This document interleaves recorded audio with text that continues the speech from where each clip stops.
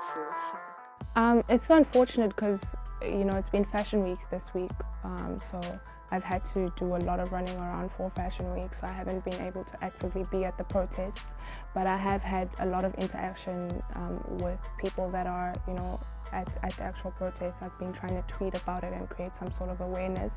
As a student, obviously this is something that directly affects me. I've been a student since 2011.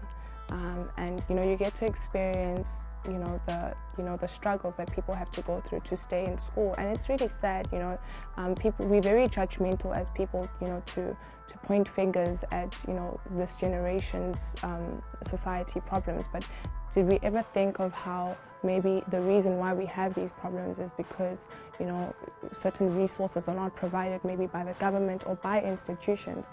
I was actually on Snapchat and I had a very heart-to-heart with my followers, and one thing I said is, I have a lot of friends or ex-friends as well that I used to study with that get themselves involved in so much rubbish, from basically selling their bodies to people, to sleeping in libraries, or sacrificing basic needs like a roof over their heads to stay in school, make needs to put money together to stay in school. So education is not cheap, and society doesn't recognize you as a professional without a degree.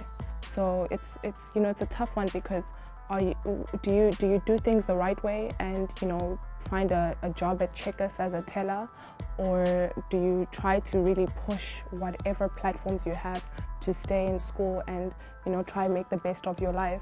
But that goes with sacrificing so much. So I think we do deserve the right to protest and stand against like I said, this generation's problems, because who knows what can brew from this? Who knows what can brew from young ladies at UJ getting busy with old men to pay for their school fees?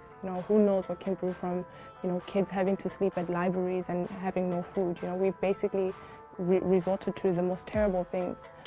Education is a need for needs.